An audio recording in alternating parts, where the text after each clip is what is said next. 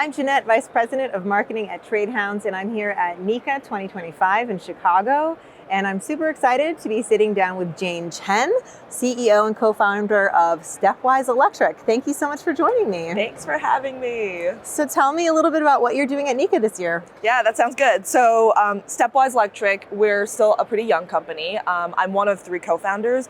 And what we do is we make load management solutions for electricians adding large appliances like EV chargers, heat pumps, that don't have the ability to do an electric service upgrade. As you know, utilities can be a challenge and homeowners don't always want to pay. And so we really started to build this solution to help electricians win more work, to make their customers happier, and it's kind of a win-win for society at large. So we are basically launching our product formally to the entire nation at this conference. Before this, we were very much focused just on the Northeast. So it's a big moment for me and the team. Congratulations. Thank you. That's so exciting. And do you have a booth here? Yes, we do. Yeah. How's that going? 1, 2, 3, 1.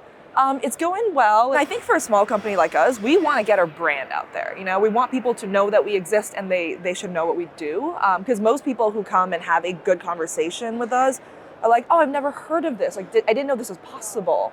And so I love seeing that light in people's eyes. And so it's about education. So let's take it back to the beginning of Stepwise. So tell me, how did it get started? It's a bit of an unconventional story. I used to live in Massachusetts. I was actually in grad school doing my MBA. I had a business on the side where I was helping homeowners install EV chargers. One of the biggest challenges that I saw when I was running that company was older homes, limited electric service. Everybody needed panel upgrades all the time. And there was not only a labor shortage, there's also supply chain shortages. And people were like, I don't want to pay $5,000 for this panel upgrade. And so I started to noodle on, is there a better way to do this? And I joined forces with my 2 co-founders. One is Ethan, who's a master electrician, and the other, Austin, was an engineer. And so we basically started to prototype ways that are code compliant, brought in electricians and inspectors around us to start to build what is now our load management solution. And what's cool is we actually built this with the electricians and installers and inspectors around us. So everybody had a voice in what dip switches we picked, how big the box should be, how we could improve the ease of installing it. And so I guess I'm just very passionate about actually helping installers on the ground and bringing all of those perspectives together in a solution that helps people do better business. When did you start all of this? When was this? How long ago was this? Yeah, we started beginning of 2023. I guess end of 2022, beginning of 2023. And tell me, what was your career leading up to that? Yeah. So I have kind of an eclectic background. I have a science background mixed with some business. I did some consulting for a while and then moved to Asia, where I worked for an EV charger manufacturer and helped them with global expansion work. So it's a little bit of marketing, partnership, sales. And then I got really, really, really interested in this concept of how do we get people to implement technologies that not only help them and their wallets, but could also help the planet. And so I got excited about EVs, but realized that we were so behind when it came to the adoption. And a lot of that was on the market barrier, education, access. And so that's how I started that first company. It was really just a passion project. And then, as you start to go deeper into your passions, you start to explore the nooks and crannies and the details, magical things happen. Well, congratulations. That's a lot to accomplish. Can I ask how old you are? Yeah, I am 31. Congratulations. Thanks. That's insane. That's amazing. How does that feel to be so young and to have accomplished so much, and you're a CEO? Yeah. To be honest, I'm not trying to be humble. I don't really think about my accomplishments as a way of defining myself. I don't even think of it as accomplishments. I'm really just problem solving. And as I'm problem solving, I want to bring that to people around me. But I will say, on your point around age and kind of being who I am a woman, I am a minority, it definitely, I think comes across in my interactions with a lot of people in the industry. I think because of my age, sometimes people, get surprised when they hear that I'm also the CEO. There's definitely that shock factor. Even at NECA, when I was talking to people, after I give them my business card, they'll react and say, oh, wait, you're the CEO. I thought you were a sales rep. That's really cool. And I know they don't mean anything by it, but that type of interaction happens a lot. And I definitely think that there's almost more to prove because the assumption is always, not that I'm the CEO or that I'm just, an employee of the company. Yeah. And I think at this point I'm somewhat used to it, for better or for worse, but I think it's something I want to draw attention to. I appreciate that. I think that's something that we're really passionate about as well in our team. Yeah. Representation is so important, and I can't remember the last time that I had a meeting with an Asian woman at your age who's a CEO. Like, most of the time when I'm in meetings, I'm the only woman. Yeah. And there's like some other white women, but there aren't a lot of Asian women at all in this industry. Oh, I agree. Or women in like the electrical space. One of my the statistics that just like lives in my brain at all times is that in America, when you look at like all of the electricians, only 3% of them are women. And so it's a huge issue that I think that we should talk about more. So I appreciate that not only are you here coming on camera and talking to us about this, even though maybe like you don't necessarily want to be on camera. Like, a lot of times when we talk to people about it, like, you guys want to do an interview? And everyone's like, not really. Like, not no one. Most people don't really want to go on camera. I understand. And most people don't really want to talk about like these kinds of things. Yeah. And so I appreciate you doing it anyways, because I think that's part of the solution that we have to like work toward is just showing more women in general, showing more Asian women, showing more people who are younger. Yes. Like, look, there are other people like here that you can also see yourself in. Yes. And you can aspire to be in. And I think that's important. And so I admire that. And I think that's really awesome. I appreciate you. I appreciate that. And there's something so powerful too, and I'll just add one more thing about this concept of bringing together different people and backgrounds.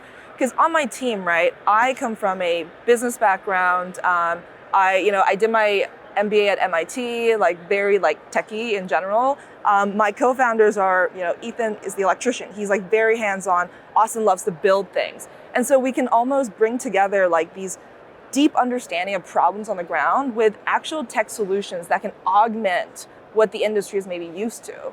And I think that the thing that gets me really excited is like, I love physical things because, you can see the impact of those physical things. But what if we can also add just an element of intelligence? We talk about AI, software, apps, connectivity. And if we can bring those two things together by enabling, the installers on the ground, adding that intelligence, like there's so much more we can do with all these tools that we are presenting ourselves with. Yeah. So, and I think it's by having the diversity of the team and bring that together. And there's lots of studies that I've seen that have proven that by increasing diversity, you get these other ideas that you may not have thought about. And so that it really is directly affecting the profitability of your company. Yes. And that's something I think people should talk about a lot more, because if you only have one gender and one race being the dominant representation in your industry, it is limiting. I agree. It's limiting to the industry, but it's also limiting to like the solutions that we can provide for, like what you were talking about, the saving the planet and doing all the really cool electrification projects that you're working on. Yeah. And I think that's so important. Yeah, I appreciate it. And I think it's also about just getting younger people interested in the space. And I think a lot of times, like the tools, the technology, it attracts that younger generation. If you look around, there's a lot of really awesome tools out there. Our box, when you look at it, it's like a physical thing. But when I talk about that intelligence, it means that every device is actually an IoT device and it connects to an internet. That means for your end consumer, they can actually monitor their energy usage. You as the electrician can also check in on the status of your customers' like appliance health. And there are new things and business models and ways of building customer relationships I think can come out of that. And I guess that's what gets me excited. And it comes with the different ways of thinking. Because I guess I don't come traditionally from this industry. And so I ask a lot of questions. And sometimes they're helpful. Sometimes people get annoyed. But, for the most part, I think they create new ideas. And I like that you bring up like that the technology can also maybe be a tool to recruit younger people, because that's something we really, really do need to talk about. And I feel like I talk about this all the time. And everybody kind of should be talking about it all the time because it's such a big problem. Yeah. In the next 10 years, half of electricians are going to be retiring. So they need to be replaced by somebody. Yes. Right. So I think us, like the entire industry, needs to do a better job of recruiting young people and showing young people like that this is changing, it's evolving, it's cool. There's lots of fun stuff to do, but as we're trying to tackle this problem, there's like this glaring disparity between men and women. And I'm like, well, that's how you solve the problem. Just get more women in the industry. Yes, I agree. And it just means that the way we talk about how we do things needs to appeal to these other, demographics. I think the biggest thing is even at this conference, like we talked to different electricians, and there was a female electrician that I was talking to yesterday, and she just brought such refreshing perspectives because, the male electricians I talked to would talk all about the tools and the individual installs, and they'll describe some of the, the things they had to do. The female electrician brought the perspective of like, well, but then the customer felt this way and I didn't want to be responsible for that. I didn't have everything I needed. That made me feel stressed. It was actually a very different way of talking about the exact same thing, but she brought the customer experience lens to it. And I don't know, I think like if we had more just diverse perspectives, we might actually see problems differently and be able to talk about them. And so we talked a little bit too before about like, there's a lot of people working on solutions, but Yes. like all of us kind of need to be thinking like, what's the solution to this problem? And one solution is like, you're sitting here right now talking about it, right? Yeah. So like you're putting yourself on camera early in the morning, day 3 of NECA when we're all tired. So I can't thank you enough. That is part of the solution. Yeah. Telling more people about the cool technology. I think that's also something that maybe hopefully will help people be more interested and maybe Yes. see themselves in the trades. Let's talk about like anything else you think, could really be helpful at maybe making women feel like they are welcome in this industry. Yeah. I think the biggest thing is probably seeing other women in the industry, because whenever I go into a room and, similar, I'll go into a room and it's all men. At this point, I'm kind of used to it. I'm resolved to it. But it definitely is always nice when I see that one other female in the room, and especially when they're doing something where I'm like, that is badass. Like, I love that.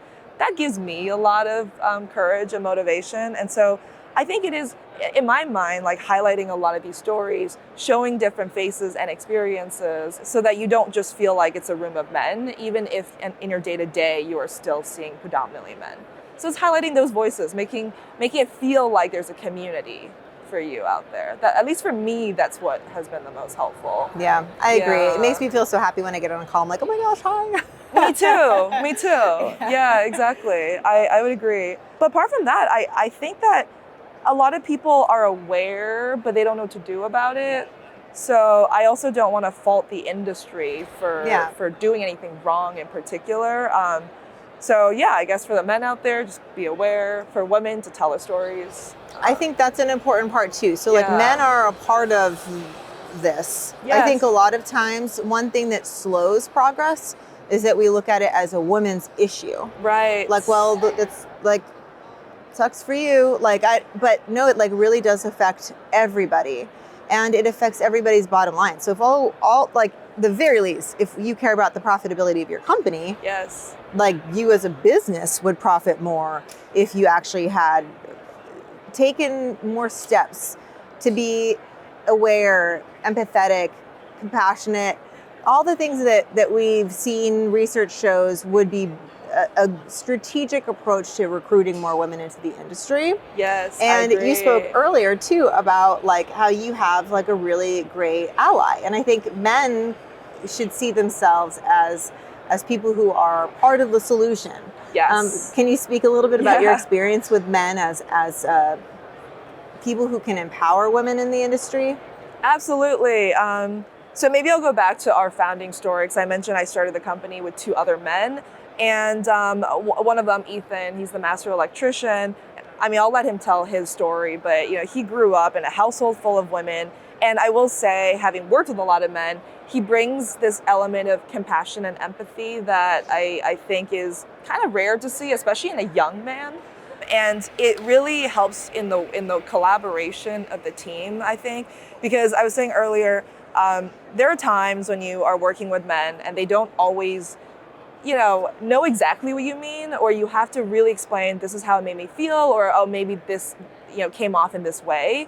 And I think by having someone with that level of compassion, he helps to bridge some of that automatically. So it's almost less effort from the person who is trying to communicate and making sure that their voice is understood, because he helps to bridge, he helps to translate. And I think that that's a subtle thing, but it encourages then the other voices that might be silent and softer. So for instance, we have an engineer on the team who is a young female. She's an engineer, she doesn't really like to be outspoken, but Ethan will actually go out of his way to encourage her. And I feel like she's actually become more comfortable and opened up because of what he's done. So it's like those small things, but they add up over time because it's how people communicate and work together. And you can now do more. I think that it's interesting as we look at men as part of it, because it's like, not only is it like you have a responsibility to help fix this problem, but it's also like you have an opportunity to make a huge impact on other people's lives. Yes. And that feels so good to be that person, to be that mentor, to be the one that opens the door for others. Yes, it feels so good to like be that person. And so I would encourage men out there to not feel like, oh, I don't know, I don't want to say the wrong thing, or I'm not part of this. And I see a lot of men do that. Like when I start talking to them about it, they're like, oh yeah, it's not really my thing. I'm like, well, it needs to be, like it has to be, but also feels so good to like be a part of the solution. I agree. And I think maybe it's even just reframing it where you're not like, oh no, this is a problem, I need to fix the problem. Yeah. But really just see it as like, oh, each person is an individual, and treat them with curiosity, open-mindedness. Like maybe I don't know who they are or their backgrounds, but I can ask questions and be genuinely curious. And sometimes that's all it takes. Because when you just ask someone with an open question and there's no presumption of like, I know who you are, then you start to connect and then you figure out, oh, this is how I work together with that person. So maybe like the challenge is just treat every interaction as a human interaction, and don't see them as like this age bracket or this ethnicity or this gender, but like just treat them as an individual. But don't go in with preconceived notions. Well, thank you so much for sharing your story with us. I can't thank you enough, and congratulations on everything that you've done. Thank you. I'm so excited to see where your company goes and where your career is headed. I mean, it's incredible to see how much of it you have ahead of you, and congratulations. You're very inspiring. I appreciate that. And thank you for the time. Thank you for the questions. It's not every day I get to talk about this either, so I appreciate it.